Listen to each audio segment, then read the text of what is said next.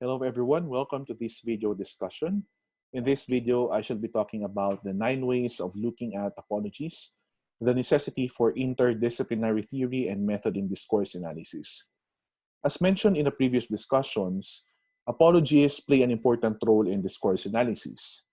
You might not know it yet, but apologies also provide us meaningful semantics when it comes to discourse analysis because once they are present in a discourse, you might be able to understand also that apologies come in different forms. They take also different functionalities. And so in this video discussion, I shall be tackling the different ways on how we could analyze apologies. And in this case, we shall be tapping interdisciplinary theories and various methods in discourse analysis. Before anything else, let's talk about what makes discourse analysis interdisciplinary. Even if a case could be made for the autonomous treatments of some aspects of language, such as syntax or phonetics, discourse cannot be satisfactorily analyzed in a vacuum, whether contextual or methodological. This only suggests that when we analyze discourses, we do not simply contain our analysis in just one containment or vacuum and not allowing ourselves to explore other aspects of discourse. Because if we do that, it means we could not really fully substantiate the meaning or the semantics behind the discourses that we are analyzing.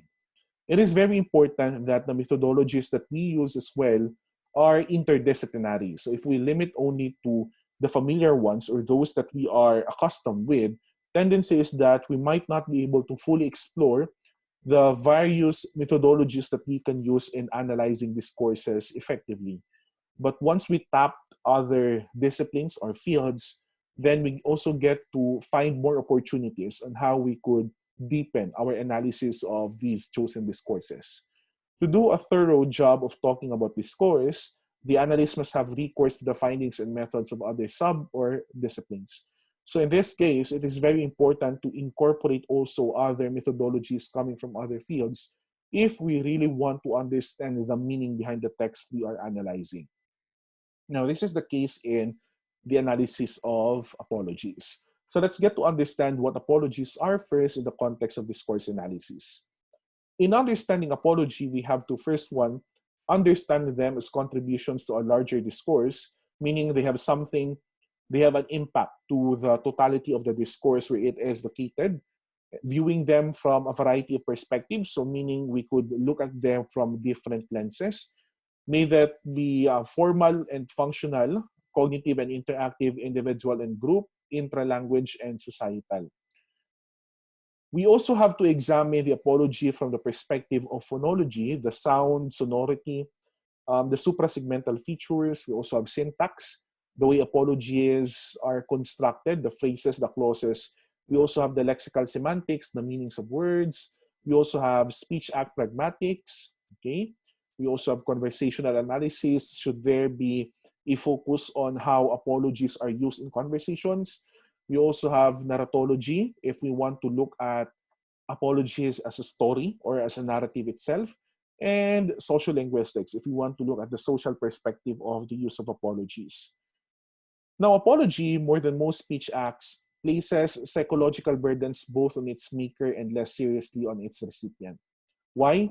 Because if you are the one apologizing, that means you have to make sure that the choice of words, the way you structure your words, at the same time, the manner, for example, the delivery in terms of phonology, are all appropriate depending on the meaning you intend to imply to the recipient.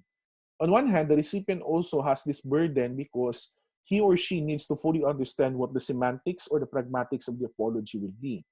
For example, in the statement, "I'm sorry about your hamster," or in extreme cases, responsibility may be explicitly assigned elsewhere. For example, well, someone left the hamster in the refrigerator. So in this sentence, you can see that there's a big difference from the original sentence given. "I'm sorry about your hamster."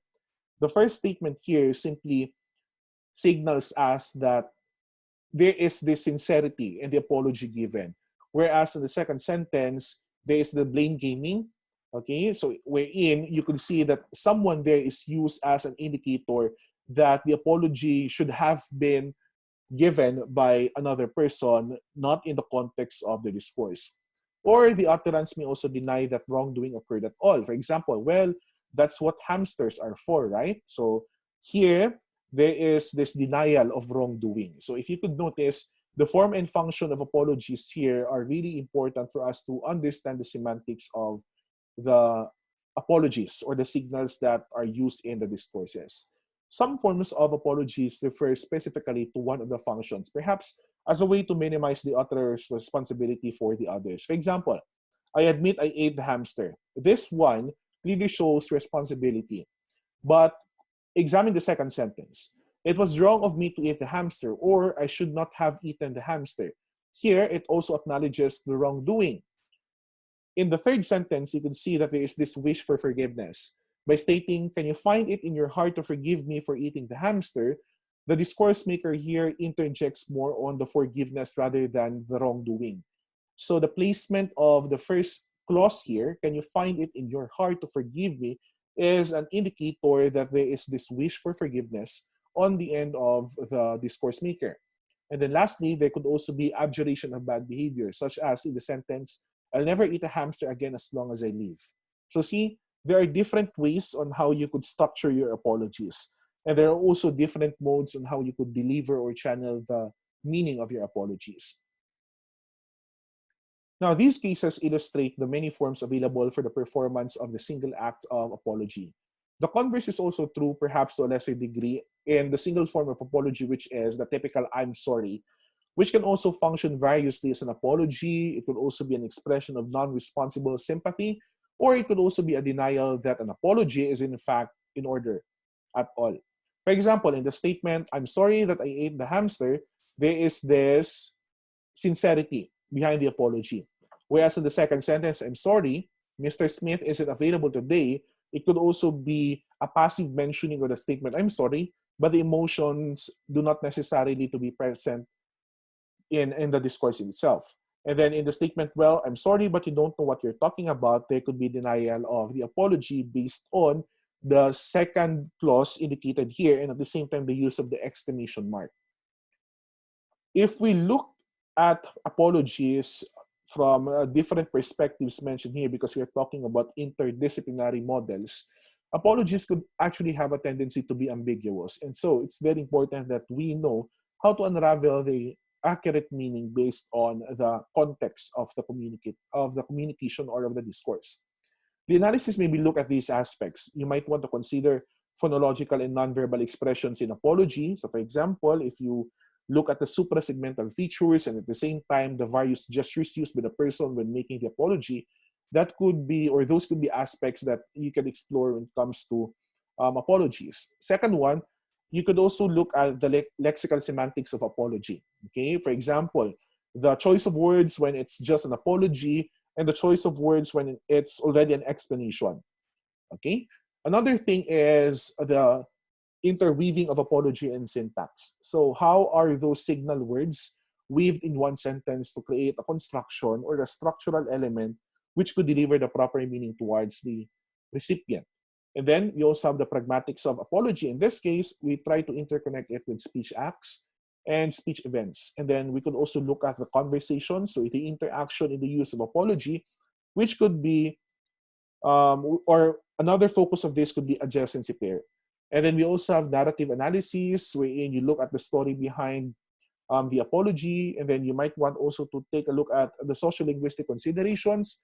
For example, the social setting, in what fuels the use of apology given a communicative event. So these could be things that you might want to look at when it comes to analysis of apologies. And lastly, you could also do a textual analysis of apologies. For example, you have there a transcript of an apology issued by, a public apology issued by, let's say, the President of the Philippines. So you can actually analyze the totality of the transcript as a text and look for the common linguistic features present in that apology and try to unravel the meaning of apology or the context of the apology based on the linguistic features used in such a text.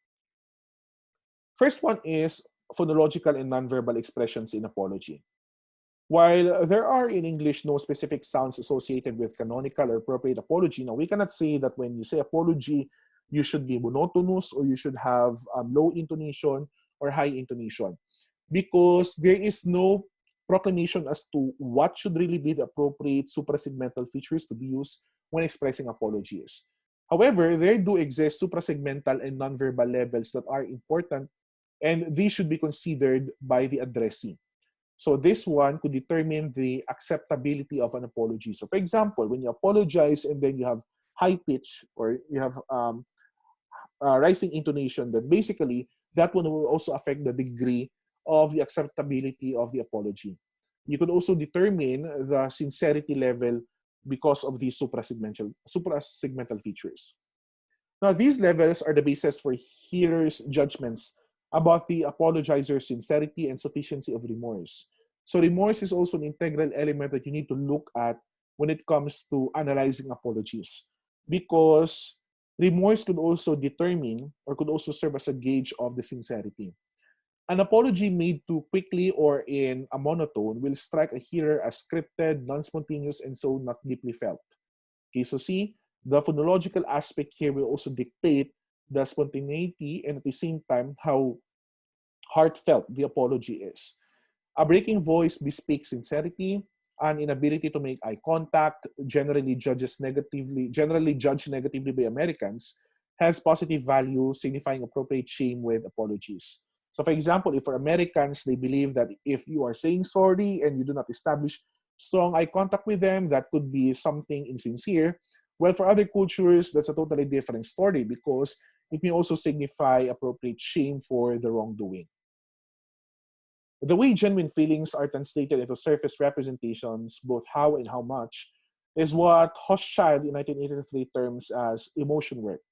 This may well differ across cultures, even cultures that are closely related and whose members speak the same verbal language. So this emotion work here will now set the difference or even set the parameters as to why a culture considers this one as an apology, but in the other cultures, it's not. So that's very important to be considered as well in discourse analysis. Apart from the phonological aspect, we might want also to consider the lexical semantics of apology. Here, we try to differentiate apology from explanation. The semantic problem of apology is this. What do we mean when we talk about apologizing, or how does apology differ from explanation, an excuse, or a justification? Now, truth be told, there is just a thin borderline among these three, but it's very important to really distinguish apology from a proper explanation or a mere justification. For example, the utterance, I apologize for X, X here refers to the wrongdoing, involves several presuppositions and at least one assertion. So in this case, you could already understand that the semantics may vary depending on the structural element of the word, even the lexical choice in the discourses. For example, X is bad for A, and then speaker regrets X, speaker undertakes not to do X again. X here is the wrongdoing, SP here stands for the speaker. SP or someone under SP's control is responsible for X, or SP could have done otherwise. Now, the assertion based on these presuppositions is that speech act puts speaker one down vis-a-vis A, okay, or the addressee. Now, if we are to contextualize this one, we could actually see the difference already between or among excuse, justification, and explanation. In an excuse, the speaker denies either his or her own responsibility or ability to do otherwise. So that's clearly an excuse. On one hand, a justification is wherein a speaker denies that the action was bad if properly understood.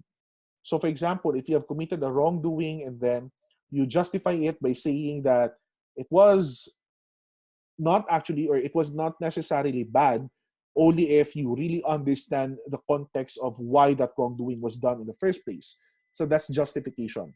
And lastly, we have explanation, wherein the speaker takes responsibility for the action, but actually suggests that the addressee finds it bad because he or she does not totally understand it. Okay? So I hope you have fully understood the difference among these three. Apart from that, it's also important to understand how apology works well in terms of syntax. Autonomous syntax does not have much to say about apologies. One might note the tendency of speakers to distance themselves from both the making of the apology itself and the actions for which it offers redress through indirect forms, either subjunctive equivalents like, for example, the statement, I want to apologize, I'd like to apologize, I guess I owe you an apology. Now, if you look at this one, the structural elements present in each of these discourses could actually tell you or dictate the level of sincerity based on the word choice and the structural features. Or it could also be the placement of the speaker or wrongdoer in other than subject position or out of the sentence altogether. For example, if you say I, which is positioned in the initial part of the sentence, that means you're focusing more on you being the one who's giving the apology, okay, or who asking for apology. So in this case, the placement of the speaker or wrongdoer could also have an effect on how you should perceive the sincerity of the apology. It's too bad that X happened. Sorry, you got X. So if you notice this one, there's no this absence of the doer in the discourse in the discourse in itself, but you get to understand still that these are still samples of apologies. Or it could also be the sequestration of the apology in subordinate clauses, backgrounded and therefore less salient and accessible. For example, I feel I owe you an apology. So the I feel there actually downgrades, or it could also intensify the sincerity for the giving of apology. It looks to me like an apology might be in order. So the way you structure this one, syntactically speaking, will also suggest the sincerity or the remorse that you feel for that wrongdoing. Another thing is the pragmatics of apology by focusing on the speech acts. Now, Austin in 1962 referred to utterances rather than propositions or sentences because he talked about language use rather than mere form. So Austin here emphasizes that when you analyze apologies, you look at apologies not only as language, or not only as language forms, but more on language use. How are these words used in different communicative contexts? For example, when you say, I'm sorry, I X'd, okay, the X here is the wrongdoing. Now, you could say that there is really this regret, but compare or contrast it with the second one. I guess I X'd, meaning there is the responsibility for the act, meaning you are taking accountability for what you have done. And then I should not have X'd, meaning you are emphasizing on the wrongness of the act. You must be pretty mad that I X'd, you are emphasizing on the emotion of the addressee. I was a real jerk to X. Here, the speaker being one down, meaning you are emphasizing more, or you are actually putting so much intensity on yourself being the one who made the wrongdoing. And then I'll never X again. Here, it's a promise. So the speech acts here will also tell us the structural elements of the text, also the lexical choice. So the question is that, are these utterances flouting of the Gricean maxims of quantity and relevance? Well, the big answer here is yes. Because if you say apology, I think if you say quantity, then simply saying I'm sorry would be enough. Okay? But when you say you must be pretty mad that I X, could also be a violation of maxim of relevance, right? Okay, when you say I guess I X, could also be lack of quantity, or if you notice in the other statements here, they could also be an overflow of words used in an apology. Supposedly it should have been I'm sorry, okay, or I apologize, instead of using longer statements. Now, if we look at the speech event, all participants in the discourse contribute to its meaning and even the form it takes. Well, we have to admit that in a communicative cycle, the discourse makers really are important or significant in determining what happens in the communicative situation. Utterances are situated in larger events, whether purely linguistic, an encompassing utterance, a conversation, or another human activity, a ritual, a job, or a performance. And as what I mentioned a while ago, there is no single canonical apology form that will fit with equal appropriateness into any context. So when you say I'm sorry, it does not necessarily mean that in all contexts, this statement applies. Or when you say I apologize, or I think I owe you an apology, we could not really say that these statements are appropriate in all situations or in all contexts requiring apologies. So the speech event should also be considered. So you need to consider first the register. An apology made in a close family context is different from one that is made publicly, right? In terms of lexical choice, there's a big difference. Different kinds of behavior may also convey sincerity in intimate and informal context. Another thing that you should consider is the genre. In informal instances, a simple oral okay from the addressee may suffice to denote forgiveness.